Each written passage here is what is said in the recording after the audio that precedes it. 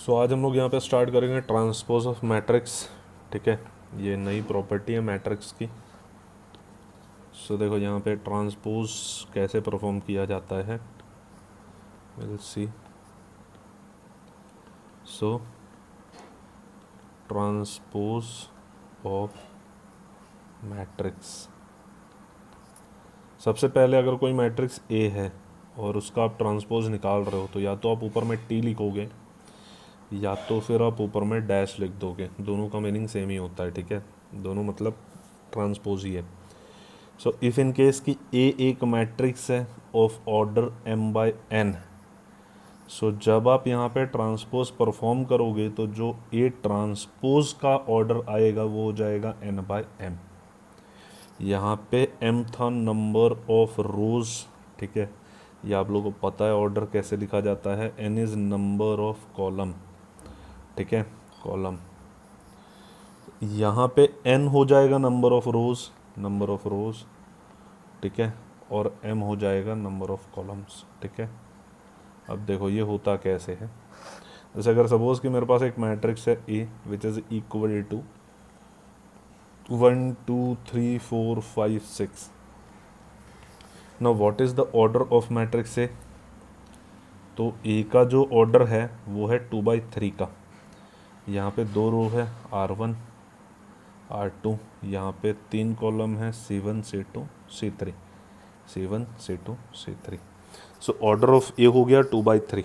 ठीक है, अब अगर मैं यहाँ पे ए ट्रांसपोज निकालता, ठीक है, या फिर इसी को लिख लेता ए का पावर टी, तो इसका मतलब होता है जो रो है उसको आप कॉलम बना दो 1 3 5। एग्जैक्टली सेम आप यहाँ पे करो 1 4 6।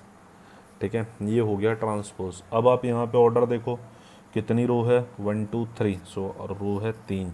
कितने कॉलम्स है 1 2, तो यहाँ पे कॉलम्स है 2, है ना। तो ये हो गया ट्रांसपोज।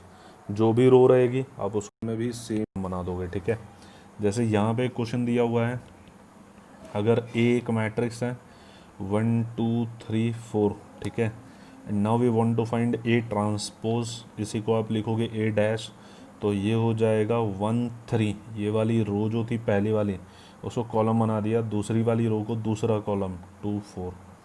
ठीक है, ऐसे। अगर सपोज़ कि यहाँ पे कोई क्वेश्चन दिया होता ए इज़ इक्वल टू एक रो मैट्रिक्स है 1 2 3 और आप यहाँ पे ए ट्रांसपोज निकालोगे तो ये बन जाएगा कॉलम मैट्रिक्स 1 2 3। ठीक है, पूरी की पूरी रो जो है वो कन्वर्ट हो जाएगी कॉलम में। So what is the order of row matrix 1/3। What is the order of column matrix 3/1। ये देखो 1, सॉरी, ये पूरा का पूरा इंटरचेंज हो चुका है। ठीक है, सो इस टाइप से फाइंड आउट किया जाता है ट्रांसपोज। बस ट्रांसपोज में इतना ही है, लेकिन इसमें कुछ प्रॉपर्टीज़ होती है, ठीक है, ट्रांसपोज की, जो काफ़ी इंपॉर्टेंट है। इनका यूज़ हम लोग बाद में करेंगे, बट राइट नाउ मैं आपको पहले ये प्रॉपर्टीज़ लिख के बता देता हूँ। ठीक है, देखो यहाँ प्रॉपर्टीज़ होती कैसे हैं। सो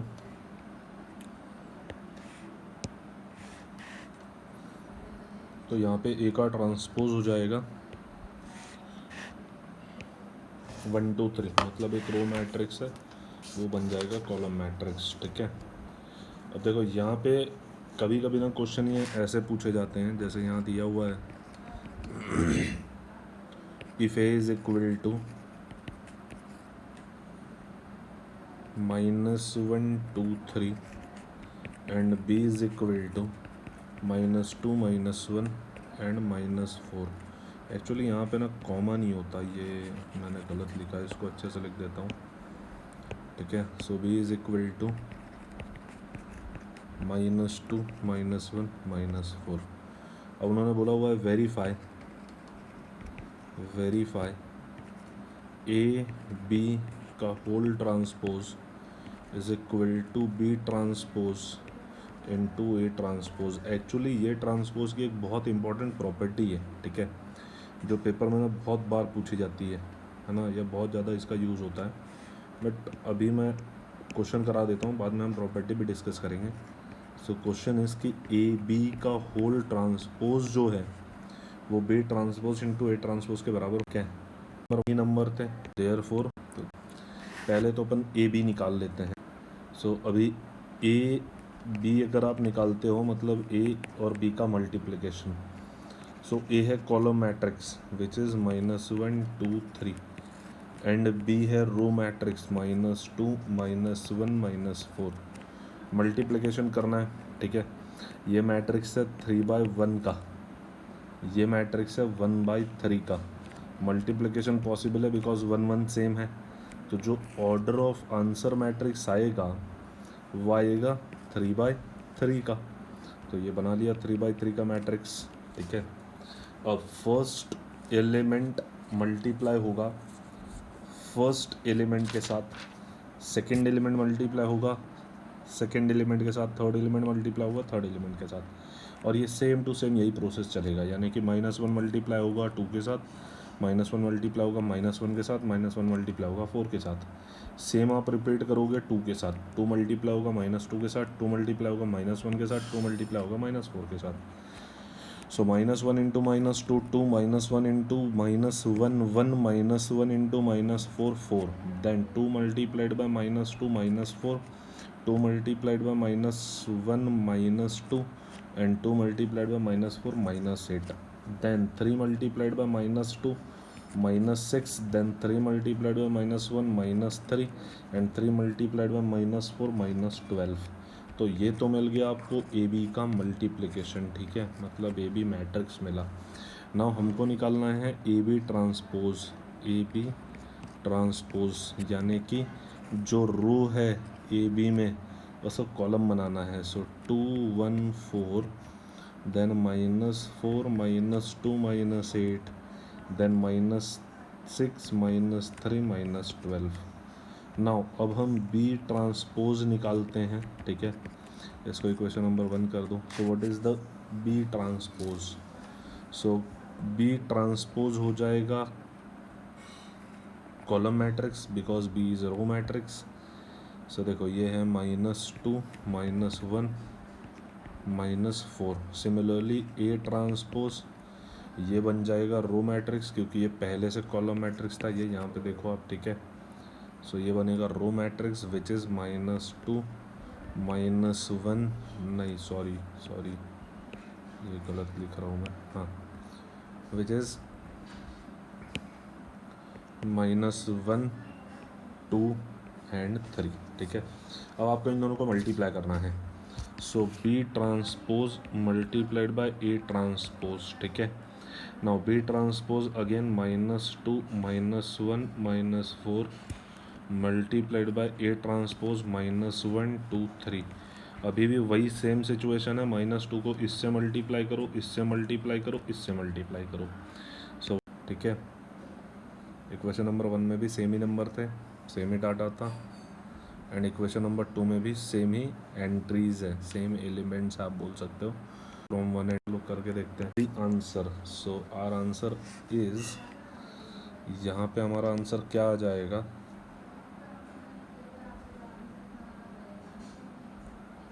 So here we have an answer 2 -4 -6, ठीक है, then 1 -2 -3, ठीक है, then 4 -8 एंड -12। ये हमारा इक्वेशन नंबर 2।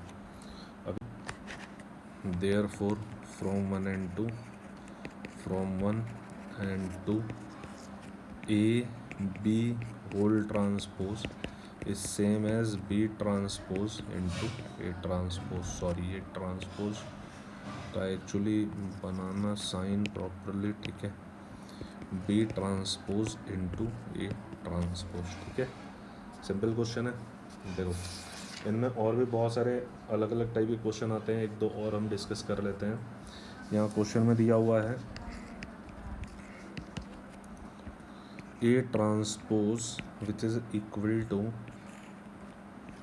3 -1 0 4 2 1, ठीक है, and B is equal to -1 2 1 and 1 2 3। और क्वेश्चन में बोला हुआ है find A transpose -B transpose. अब देखो क्वेश्चन में बोला है कि A ट्रांसपोज -B ट्रांसपोज निकालो, बट क्वेश्चन में आपने एक चीज़ ऑब्जर्व की होगी कि उन्होंने A ट्रांसपोज ट्रांसपोज तो ऑलरेडी दिया हुआ है, हमको सिर्फ बी ट्रांसपोज निकालना है और डिफरेंस निकाल लेना है, ठीक है। ये भी पेपर में आया हुआ क्वेश्चन है, ठीक है। सो देखो, अगर मैं बी की बात करूँ तो बी है -1 1 2 2 1 3 एंड बी ट्रांसपोज क्या होगा। सो अब रो को कॉलम में कन्वर्ट करो, -1 2 1 1 2 3, ठीक है। अब बस माइनस करना है, A transpose minus B transpose which is equal to, A transpose का वैल्यू लिखा 3 -1 0 4 2 1 माइनस बी ट्रांसपोज का वैल्यू -1 2 1 एंड यहाँ पे आएगा 1 2 3। अब आप करस्पॉन्डिंग एलिमेंट्स को माइनस करोगे, सो 3 + 1 then 4 -1 -1 -2 and 2 -2 then 0 -1 then 1 -3 and after simplifying all the above equation यहाँ आएगा 4 -3 -1 then 3 0 and -2। so this is our final answer, ठीक है।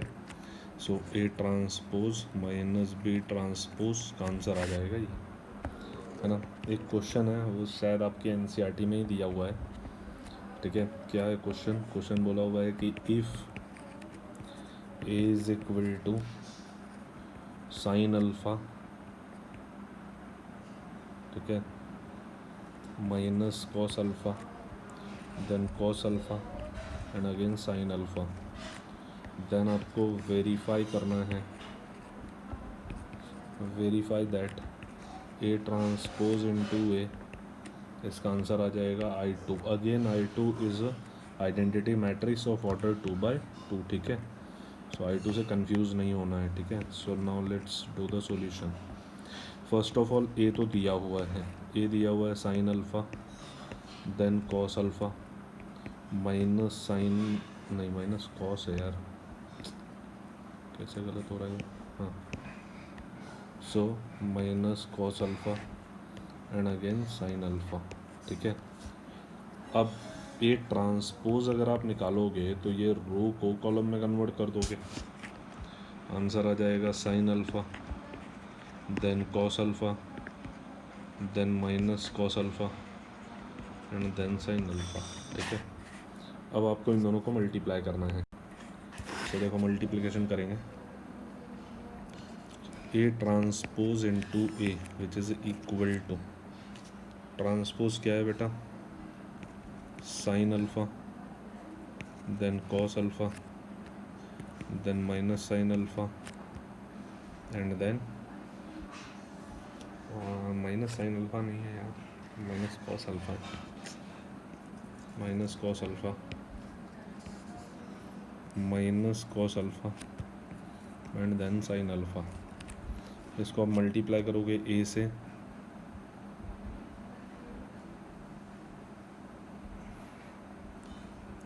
ओके, ए है sine alpha then cos alpha then minus cos alpha and then sine alpha.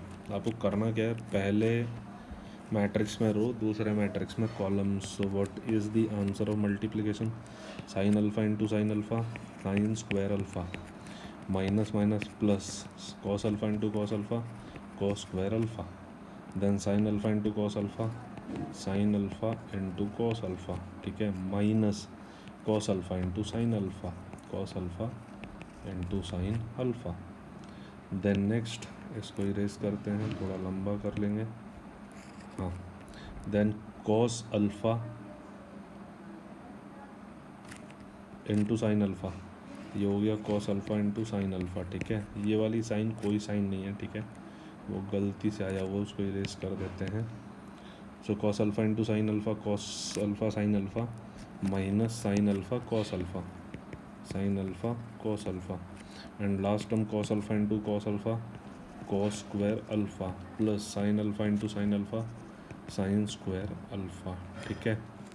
अब बस आपको इसको identity लगा के सिंप्लीफाई करना है। सो देखो, sign square alpha plus cos square alpha ये होता है 1, ये दोनों कैंसिल हो गए 0, ये दोनों कैंसिल हो गए 0, so 0 and 0 cos square alpha plus sine square alpha फिर से 1 होता है। ये क्या मिला, identity matrix. And what is the order of identity matrix, 2/2। That's why आप इसी को लिख सकते हो 8I2, ठीक है। So A transpose into A is same as I2, और यहाँ पे हमने वेरीफाई कर लिया, ठीक है। तो इस टाइप के क्वेश्चन आपको पेपर में पूछे जाते हैं, ठीक है। किसमें, ट्रांसपोज में, मतलब ये ट्रांसपोज का टॉपिक है। और यही सेम चीज़ आपको 3/3 में भी पूछ सकता है। बस अब आपको यहाँ पे एक चीज़ ये ध्यान में रखनी है कि कुछ प्रॉपर्टीज़ होती है ट्रांसपोज की, वो मैं देता हूँ, ठीक है। वो प्रॉपर्टीज़ आपको याद कर लेनी है। So properties of transpose, properties of transpose, ठीक है। नाउ सिंपल है, इसमें पहली जो प्रॉपर्टी है ट्रांसपोज की वो है A transpose and then again transpose किया तो आपको मैट्रिक्स से मिलेगा, ठीक है। जैसे फॉर एग्जांपल अगर आप ये ले लेते हो यहाँ पे 1 2 3, अगर आपने ए ट्रांसपोज किया तो ये रो मैट्रिक्स था, बन जाएगा कॉलम मैट्रिक्स 1 2 3।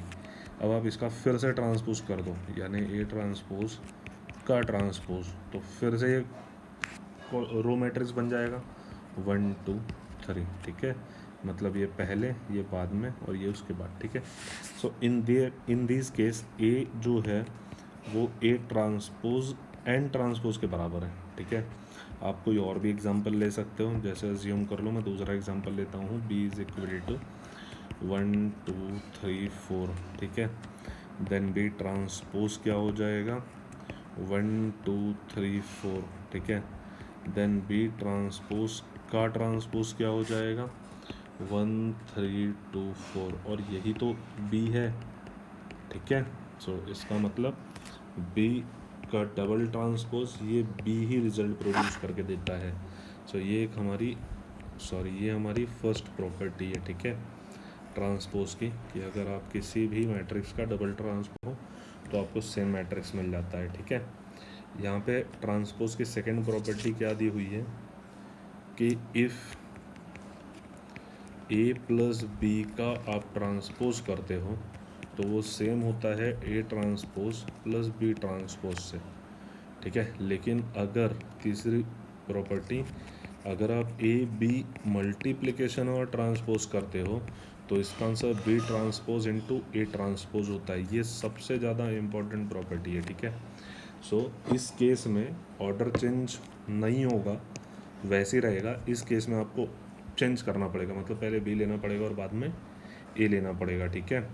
तो इसके भी अपन एक एक प्रूफ कर लेते हैं। पहले एक लास्ट प्रॉपर्टी और लिख लेते हैं। एक प्रॉपर्टी होती है कि अगर आप के इंटू ए का ट्रांसपोज ले रहे हो, मतलब किसी स्केलर से मल्टीप्लाई कर रहे हो ए को, ये स्केलर है, ठीक है, स्केलर, इससे आप मल्टीप्लाई कर रहे हो ए को, ठीक है, तो फिर इसी का आंसर सेम आता है के इंटू ए ट्रांसपोज, यानी आप उस ट्रांसपोज को अगर स्केलर से मल्टीप्लाई करोगे तो भी आंसर आपका सेम ही आएगा, ठीक है। सो ये कुछ 4-5 प्रॉपर्टीज़ है जो आपको आनी चाहिए। इसमें सबसे इम्पोर्टेंट है थर्ड वाली प्रॉपर्टीज़, यानी अगर मैं ऐसा लिखता ए बी सी या 3 मैट्रिक्स और मैं इनका मल्टीप्लिकेशन करके ट्रांसपोज ले रहा हूँ, then answer is C transpose into B transpose into A transpose, ठीक है। यहाँ का जो ऑर्डर था ए बी सी का वो यहाँ पे टोटली चेंज हो जाएगा, ठीक है। सो ये आपको आना चाहिए। इसी को शायद इसमें रिवर्सल लॉ ऑफ ट्रांसपोज बोला जाता है। क्या बोला जाता है, रिवर्सल, सॉरी इसको अच्छे से लिख देता हूँ, रिवर्सल लॉ ऑफ ट्रांसपोज। सो ये आपको ध्यान में रखना है, ठीक है, रिवर्सल लॉ ऑफ ट्रांसपोज, ठीक है, ये आपको आना चाहिए, है ना। देखो जो पहले अपन ने कुछ प्रॉपर्टीज़ लिखी ना उसके एग्जांपल कर लेते हैं। जैसे इफ इन केस हमको एक क्वेश्चन में दिया हुआ है ए इज़ इक्वल टू 1 2 3 4 और दूसरा दिया हुआ है बी इज़ इक्वल टू -1 0 3 5, ठीक है। नाउ लेट अस कंसीडर कि मैं पहले ए प्लस बी निकाल लेता हूँ, यानी कि ए और बी को ऐड करता हूँ। सो 1 2 3 4 इसको आप ऐड कर रहे हो -1 0 3 एंड 5 से, सो आंसर आएगा 1 - 1 3 + 3 2 + 0 एंड 4 + 5। आफ्टर एडिशन यहाँ पे आया 0 2 6 9, सो ये आपका आंसर है a + b का। ठीक है, अब मैं इसका ट्रांसपोज निकालता हूँ, a + b का फुल ट्रांसपोज, सो आंसर आएगा 0 6 2 9। ठीक है, ये हो गया आपका इक्वेशन नंबर 1, है ना। अब अगर मैं इंडिविजुअल ट्रांसपोज निकाल के ऐड करता हूँ ए ट्रांसपोज, तो इसका आंसर आ जाएगा 1 3 2 4। ठीक है, ये इसका ट्रांसपोज निकाला अपन ने। अगर मैं बी ट्रांसपोज निकालता तो फिर ये हो जाता था -1 3 0 5। ठीक है, इसका ट्रांसपोज निकाल लिया। अब अगर मैं A transpose plus B transpose करता हूँ सो आंसर इज़ 1 3 2 4। ठीक है, आप इसको ऐड कर रहे हो -1 3 0 5 से, सो इसका आंसर क्या आएगा 1 + -1 2 + 0 3 + 3 एंड 4 + 5। सो आप इसको अगर सिंप्लीफाई करोगे तो 0 2 6 एंड 9 आंसर आता है। Equation number 1 and equation number क्या, so answer is again A transpose plus B transpose which is same as 0, यहाँ पे 9, यहाँ पे 6, यहाँ पे 2। इक्वेशन नंबर 2 से आप ये बोल सकते हो, so equation number 1 and equation number 2, from equation 1 and equation 2 a plus b का whole transpose, a plus b का होल ट्रांसपोज सेम है a transpose plus b transpose से। ठीक है, अब अगर आप मल्टीप्लिकेशन में यही सेम चीज़ अप्लाई कर दो, वैसे मल्टीप्लिकेशन का तो एग्जाम्पल ही हम लोगों ने किया हुआ है। ठीक है, देखो यहाँ पे क्वेश्चन है, क्वेश्चन में बोला हुआ है कि एक मैट्रिक्स है 1 2 3 4, आप ए को मल्टीप्लाई करते हो 2 से, यानी आप निकाल रहे हो 2a, सो इसका आंसर आएगा 2 4 6 एंड 8। ठीक है, अब आप 2a का होल ट्रांसपोज निकालो, यानी आंसर आ जाएगा 2 6 4 8। एंड इफ़ मैं पहले a ट्रांसपोज निकालता हूँ और उसको 2 से मल्टीप्लाई करता हूँ, ठीक है, तो 2 अलग रखा है, पहले a ट्रांसपोज निकालेंगे 1 3 2 4। ठीक है, 1 3 2 4। ठीक है, अब मल्टीप्लाई किया 2 3 2 ज़ा 6, देन 2 2 ज़ा 4 4 2 ज़ा 8। अब देखो 2a का होल ट्रांसपोज ये सेम है 2a ट्रांसपोज से, ये हमारी फोर्थ प्रॉपर्टी है। ठीक है, एक वो वाली जो प्रॉपर्टी थी ना मल्टीप्लिकेशन वाली, उसको एक एग्जांपल के थ्रू समझने की कोशिश करते हैं। ठीक है, देखो यहाँ पे क्वेश्चन में दिया हुआ है एक मैट्रिक्स है A which is equal to 1 2 3 4, दूसरा मैट्रिक्स है B which is equal to 1 2 4 5, और उन्होंने बोला हुआ है कि A B का होल ट्रांसपोज ये सेम होता है B transpose into A transpose, ये प्रूफ करो या वेरीफाई करो। ठीक है, वेरीफाई सिंपल है, तो चलो स्टार्ट करते हैं। फर्स्ट ऑफ ऑल आपको A गिवन दिया हुआ है विच इज़ 1 2 3 4, देन आपको B गिवन दिया हुआ है विच इज़ 1 2 4 5। हम क्या करेंगे, A ट्रांसपोज निकालेंगे, A ट्रांसपोज मतलब 1 3 2 4। ठीक है, एंड B ट्रांसपोज भी निकाल लेंगे विच इज़ 1 4 2 5। क्लियर है, अब आपको क्या करना है, B transpose into A transpose निकाल लेना है। B ट्रांसपोज है 1 4 2 5 इंटू A ट्रांसपोज 1 3 2 4, ये रो लेना है, ये कॉलम लेना है। ठीक है, सो इसका आंसर क्या आएगा, देखो 1 + 3 2 ज़ा 6, 2 + 4 2 ज़ा 8, ठीक है। 4 + 5 3 ज़ा 15, देन 4 2 ज़ा 8 + 5 4 ज़ा 20, which is equal to, answer आ गया 7 10 19 28, इक्वेशन नंबर 1। अब अगर मैं a इंटू बी निकालता, सो इसका आंसर क्या आता था, देखो a है 1 2 3 4 और b का वैल्यू है 1 2 4 5, ये रो ये कॉलम, ठीक है। लेट्स चेक, फर्स्ट इक्वेशन था 7 10 19 20, देखो अभी यहाँ पे मल्टीप्लिकेशन हो जाएगा 1 + 6, देन 4 + 5 3 ज़ा 15, ये रो ये कॉलम, हाँ, देन 2 + 8 एंड देन 4 2 ज़ा 8 + 5 4 ज़ा 20, 8 + 20। सो आप इसको अगर सिंप्लीफाई करो तो आंसर आएगा 7 19 10 28। तो ये तो मिल गया आपको ए बी। अब अगर मैं ए बी ट्रांसपोज करता तो आंसर मिलता था 7 19 10 एंड 28, इक्वेशन नंबर 2 8, एंड ये भी आ रहा है 7 10 19 28, therefore from 1 and 2 A into B का whole transpose is equal to A B transpose into A transpose, और ये हो जाएगा वेरीफाइड, ठीक है।